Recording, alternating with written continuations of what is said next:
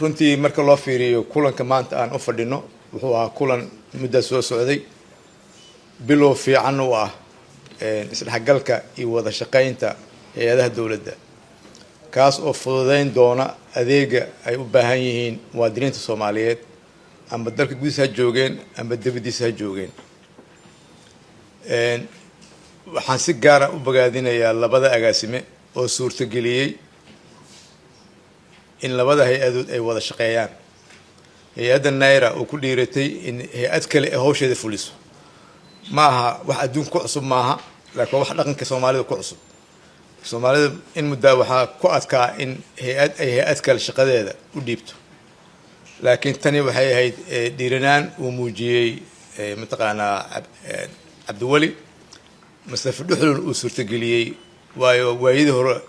Cabdiwali diyaar buu lahaa laakiin waa suurtageli weyse. marka maanta in hay-adan sirgasho waxaa suurtageliyay laba qofood oo isku soo aada xilli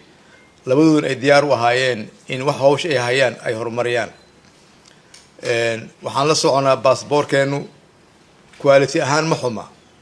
laakiin wuxuusan lahayn documentiga loo yaqaan asaasiga ama loo yaqaan foundationka oo qofka markuu baasaboor dalbanayo immigrationku tagaa wuxuu yidhaha baasaboor baan u baahanahay, waxaa la yidhahdaa jaamac. bir xagguu tagaya wuxuu leeyahay waxaa la yidhaha Cabdiqaadir, sababtoo ah documenti ka horeeyey oo la weydiin kara ma jiro. marka tani waxay bilow u tahay in documenti ka horeeyey uu jiro oo marka ID-giisa la geliyo uu soo baxayo magaciisa sax ahaa. kadib hadduu qaldan yahay la dhahayo mataqaan waxbaa kaa qaldan hore soo qabo, laakiin awal lama dhihi karin.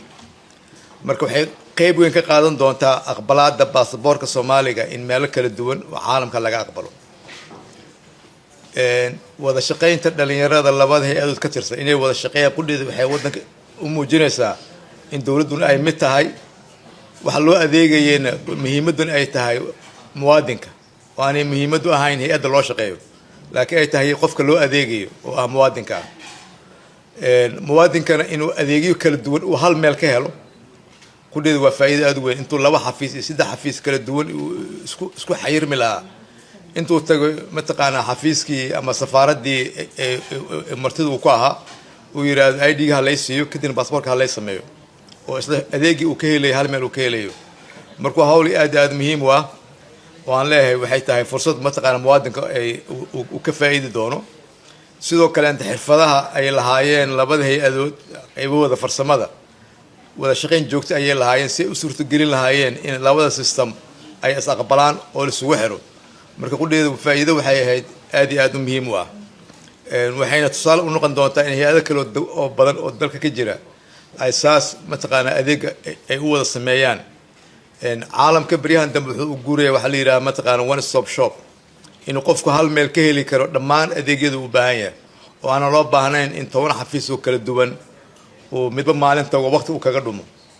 marka waxaan rajaynayaa in ay bilow fiican u noqoto hay-adaha kale inta sidaad uu ka dhawaajiyay wasiir ku-xigeenku ka dhawaajiyayna hay-addii dad dhigista iyo mataqaanaa bixinta waraqaha dhalashada ayadana ay qayb ka noqon doonto mataqaanaa isku xirkaan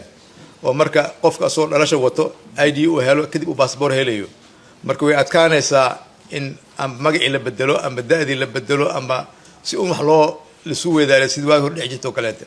marka waxyaabahaas isku wada xiran waxay noo sahlayaan in caalamkii aan la falgalno, caalamkiina uuna aqbalo mataqaanaa in baasaboorka meel kasta lagu tegi karo, fiisooyinkana lagu dhufan karo. howlwadeenada ka yimid dalalka dibadda diaspora oo ka tirsan safaaradaheena ka howlgala dabcan cidda u adeegi doontaan badanaa waa jaaliyadaha dibadda jooga iyo noqon doonaan. waa adeeg soo kordho aad iyo aad muhiim u ah inuu qofka dibadda jooga uu helo warqaddii aqoonsiga dalkiisa inuu helo asoo dibadda jooga. waa wax aad iyo aad muhiim ah. ilaa 2 milyan 3 milyan ku dhawaad Soomaaliya ayaa dibadaha degan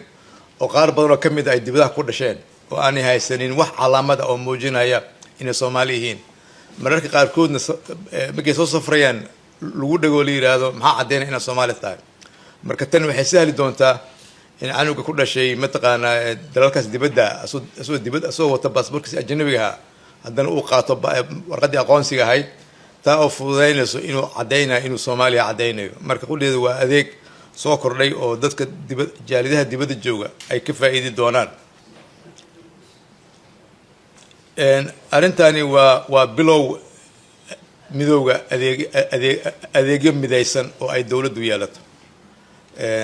waxaan rajaynayaa in ay fududeyso mataqaanaa isla falgalka hay-adaha kala duwan is aqoonsiga isbarashada dee dadkii meesha badankiin waxaa tihiin dhallinyaro ah marka bilowgan adeegyada aad fidinaysaan waxay muhiim u tahay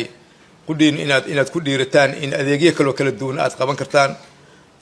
aqbalaad kala duwanna aad ka heli kartaan mataqaanaa meelaha aad joogtaan marka guud ahaan waxaan u hambalyeynayaa labada hay-adood waxaan si gaar usoo dhaweynayaa howlwadeenada dibadda ka yimid waa diblomaasiyiin dabcan dalalka ee joogaan ka adeega soomaalida u adeega inta badan laakiin haddana waxaan leeyahay waxaa idinla shaqeyn doon waa dadkii safaaradaha joogay wasaaradda arrimaha dibadda ka socday marka isdhexgalka noocaasa in wasaaraddii arrimaha dibadda hay-addii naira hay-addii immigrationka ay wada shaqeynayaan waa runtii waa wax aad u fiican muwaadinku wuxuu u baahan yahay adeeg had ah marka kan waa bilow waxaan idinku hambalyeynayaa tababarka aad qaadan doontaan inaad si fiican ooga faa'iidaysataan marka aad ku naqataanna muhiimadda ay tahay qofka aad u adeegaysaan muwaadinka muwaadinku waa inuu helaa adeeg uu ku farxo oo soo jiita waa inuu helaa si uu dalkiisa u jeclaado oo aan dadka aanan lagu dhibin mataqaanaa hawsha aad qabanaysaan hadduu ilaah yihahdo marka guud ahaan dee tababarkii maanta noo furmi doono waxaan rajeynayaa muddada aad jirtaan si fiican uga faa'iidaysataan markaad noqotaan dadka idinla shaqeeya qaarkood aad tababari doontaan laga yaabay safaaradda dad badan ayaa jooga laga yaaba mararka qaarkood inaad soo qaadataan fasax mararka qaarkood laga yaaba mataqaan inaad u baahataan inaad qof kale hawshiin idinla qabto marka wada shaqaynta iyo is-aaminaadda inay korortaa loo baahan yahay